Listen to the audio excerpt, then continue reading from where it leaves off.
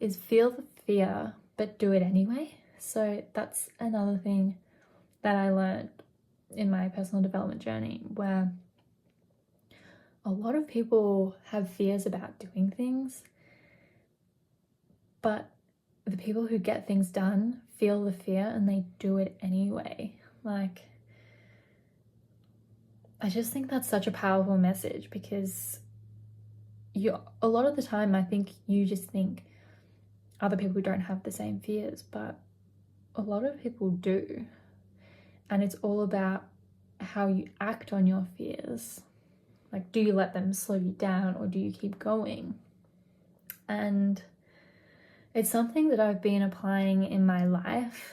One example of this, it's a smaller example for sure, but it's come to mind, is that I was at my old work. I used to love having lunch with my friends. Like, it was like my favorite part of the day. Was to catch up with my friends and hear about their day and talk through things. It was a really good break for me.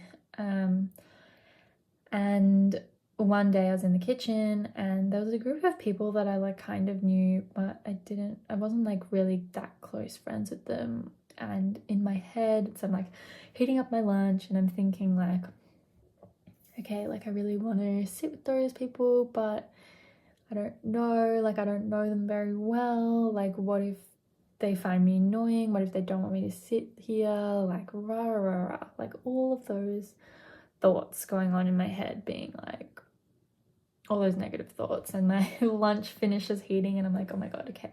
My options are to sit with that group or sit on my own and go on my phone. And I was so nervous, but I was like, you know what? Like, I am going to go and sit with those people despite all of these fears, despite all of these things going on in my head. And I went and sat with them and we had such a nice lunch. It was so beautiful. And like, none of those things that I was scared of, like them like not wanting me to sit there or like not engaging with me or something, none of that happened. So yeah, that was a good example for me about feeling it but doing it anyway.